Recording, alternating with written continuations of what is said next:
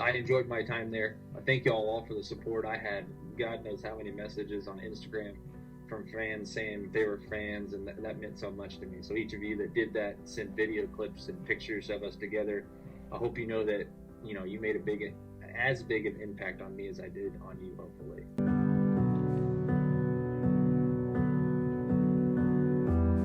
All right, Brooks, thank you so much for your time. I hope you're doing well. Tell us where you are and what you're up to these days. Well, I'm back home in Texas, just hanging out. I've been throwing and working out and doing all that kind of normal stuff, but obviously with COVID-19, a lot of things have changed and people got to spend more time at home, and honestly that was my part of the benefits of coming back to the States this year with the little ones, and so got to spend a lot of time with the girls. Right. All three of them now, so really enjoying our time at home. Okay. How was your spring training? I mean, everything got stopped abruptly, so it was a weird situation to say the least. But how was it? How did you feel, and how was it going for you? You were with the Reds for the spring training. Yeah. For me personally, I thought pitching wise and with the organization, the staff, the pitching coaches, I feel it really started to feel comfortable. Okay. I was going to kind of get into an expanded role, throw multiple innings, and maybe get a start or something. That we were talking about a lot of different things with 2 weeks going into the season, and then all of a sudden, just hit the brakes and everybody go home, and we'll circle back in a couple of weeks, and here we still are. So lots of things have changed, but I really enjoyed my spring. I thought I was throwing the ball well. I was throwing harder. So I was a lot of the stuff I did in this off season really helped. Okay. I spoke to Merrill. I spoke to Josh. I spoke to Seth Frankoff. They all tell me one thing, that they became a better pitcher after their experience in KBO. Was it same for you as well? Oh, no doubt. Better pitcher, but a better person. I think I got a lot of, culturally, I think what's more important to people, as they go overseas. I've never been overseas, and so my first experience was going to Korea, and 5 years went like that, and I loved every minute of it. The pitching, so many challenges. We've always talked about how good the hitters are, and the places you play, and the difficulty you play on the road, and all that kind of fun stuff. But bar none, the person that Korea made me, or realized that I could be, the fan base, all the stuff, the support you get, and it's kind of come out of your shell and have an opportunity to really develop as a player and a person. I wouldn't trade those days for anything. Yeah, I'm sure it took you a little bit of a time for you to get used to, get adjusted to life in Busan, but what was the best part of playing in KBO and for pitching for 롯데자이언츠? Man, I even contemplated after I was leaving to take out an ad in the newspaper just to tell everyone thank you, especially all the people that put up with me down the streets in Sajik, and all the people that have said hello when you go get food, and all the, everybody you got to know, the security guards out front and everybody like that. So, man, just that experience, I wouldn't trade that for anything. The people of Busan will always have a special place in my heart. I mean, really, in the KBO, just friend or foe wearing a, Nexon or Kiam Heroes jersey outside, they're still your fan, so it's kind of cool just to kind of play in a place where it's they just love baseball.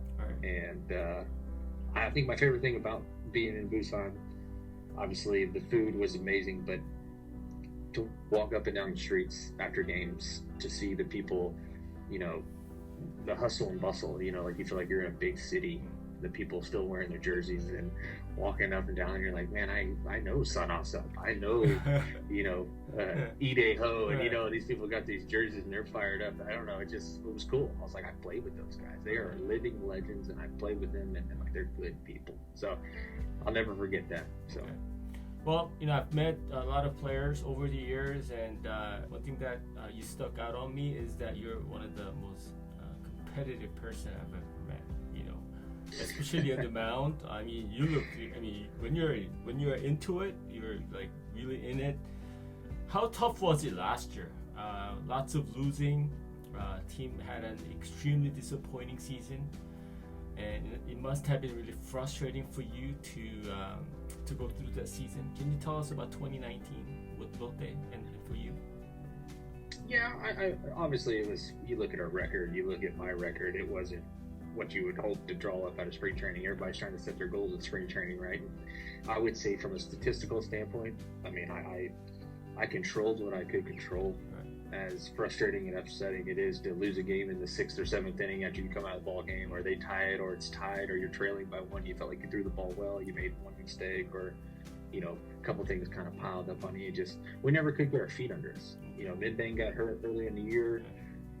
We were kind of reeling since that point. We had some other guys kind of get banged up, and I don't know. There was so many moving parts that we couldn't really put our finger on it. We tried all season. Then our staff tried everything. Our players tried everything. It's just one of those things where you're just grinding.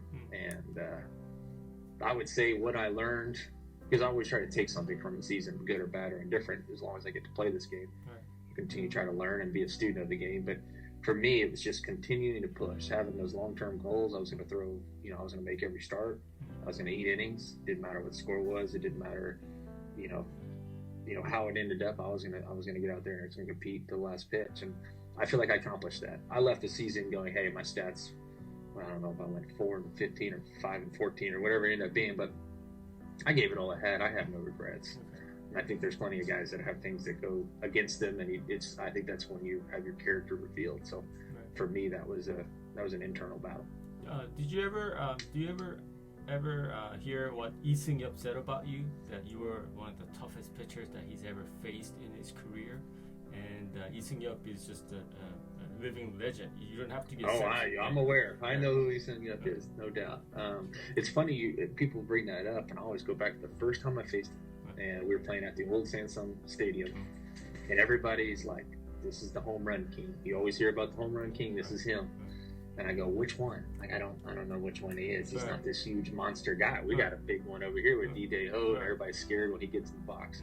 Which one is that? And then we end up getting, because Che Tae-in was there, Navarro was there. I mean, that team was, and then lots of, that lineup was unbelievable. Like the first 7 batters in that lineup. So I actually ended up hitting Lee Seung-yup in the first at bat.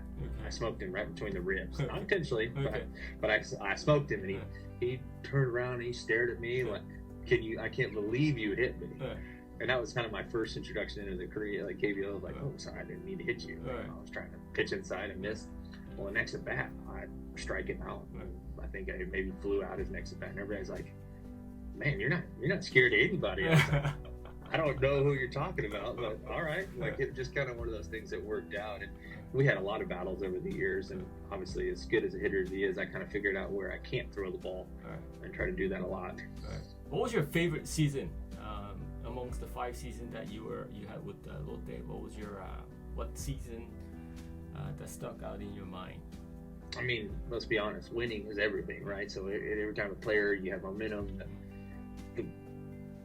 The best time I had in the KBO, I feel like the second half flew by. It's the season where Josh came back at the All-Star break, and we made an unbelievable run. We won every 2-1 game, 1-0 game. It was just rolling. Good things were happening. We were pitching out of our minds, and made that playoff run. We ended up bumping to 3rd place. And it all concluded with me getting a bat in my shin, and I had to get stitches and do all that kind of stuff. So we didn't end up trying to go to the next round because I couldn't make that Game 5 start. But man, that was one of the coolest times of my life. Just the energy, you could feel the energy. That was the first time we did the Red Day. So I felt like that was definitely my best memories. I remember that season. You had a time you didn't start well that year. You got sent out. Right. I had a rough month, rough like 6 weeks. Yeah. Right. When you got called back up, I spoke to you at Jamshir, and you felt really confident.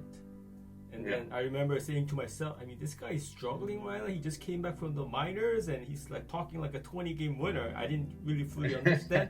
But you went on a run. I think you won like 9 straight decisions or 10 straight. I don't know. I think I had like 12 straight quality starts, like 7+ innings, and I mean, we just started rolling them together. But I think that was one of those times where you learn something, right? You can go to the minors, you can feel sorry for yourself, you can be worried about your job or going home, and I took the different approach. I was like, I'm gonna lay it all out there. If I'm not good enough, I'm okay with that, but I believe in myself. I'm gonna let it all hang out, and we'll see what happens. We'll see where this all ends up. And it got rolling, and I was like, I was right. I just got to believe. Right.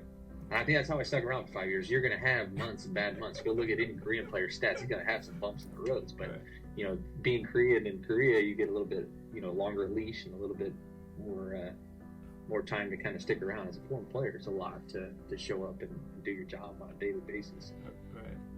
Well, you know what? I think last year was a tough season for everyone with Lotte, but I was kind of expecting you to come back. But what we heard was that something didn't go right. I mean, something just didn't match in terms of negotiation.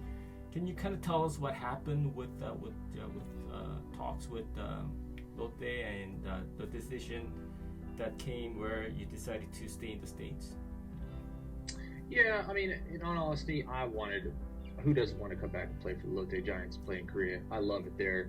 Felt like I had family members there. You know, I think about Wonjun, I see Park Se and you know, Daeho. I just see him. I see a video here and there, or you know, I saw Park Se-young's immaculate inning. I would love to give a kid a high five and hug him, you know, and tell him great job. I know nobody can give anybody hugs right now, but you know what I mean. I feel for these kids. I feel like I was there in some of their growing pains and whatnot. But as far as the contract stuff, man, it becomes business, right? And by no means was my side of the field ever asking for something astronomical. It was just fair. And we don't have to go into great detail because I hope someday play for the Giants again. I would hope to play in the KBO again, if it's not for the Giants, for someone else. But I feel like people know me there. I feel like my teammates know me. They know that I care for them.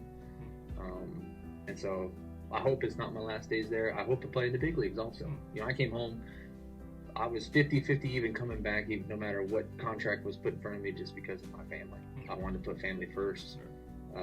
Having the twins, I knew the challenges that would be to come overseas, and then you had this COVID thing, COVID-19, and then, you know, I wouldn't be able to see them. My wife would have 3 young children by herself. So a lot of things ended up kind of working out as they are, because I'm here now. I can help, you know, raise these young little girls, and, you know, if an opportunity comes at some point, you know, I'll take the call and we'll work from there. But I feel like I have a really good chance with the Reds. I came back to play in the big leagues, and that's my goal. Lotte fans were extremely disappointed when they heard that you were not coming back. And I think a lot of the fans are going to be watching this interview. What can you say to all the Lotte fans? I'm sure they miss you and you miss them. So one last message for all the Giant Nation in Busan. The Giants Nation. Well, first, I hope you're all safe. I know there's been a lot going on with the world and COVID-19, and we're being affected here as much as y'all were there months ago. So a lot of change in our daily routines, and a lot of things been interrupted in plans. But Dktv, I say stay safe, and you know, I miss you. I miss my teammates. I miss the fan base. I miss coming to that ballpark every day and grabbing a coffee and walking in the field. So I enjoyed my time there. I thank y'all all for the support. I had God knows how many messages on Instagram from fans saying they were fans, and that meant so much to me. So each of you that did that, sent video clips and pictures of us together, I hope you know that, you know, you made as big an impact on me as I did on you, hopefully. And so thank you for your time and the support over the years. It meant a lot. All right, Burke, thank you so much for giving me a few minutes here. I wish you nothing but the best, and I hope you stay safe. Say hello to your wife and the little girls, and stay in touch. I will. Take care, man. Appreciate it. All right.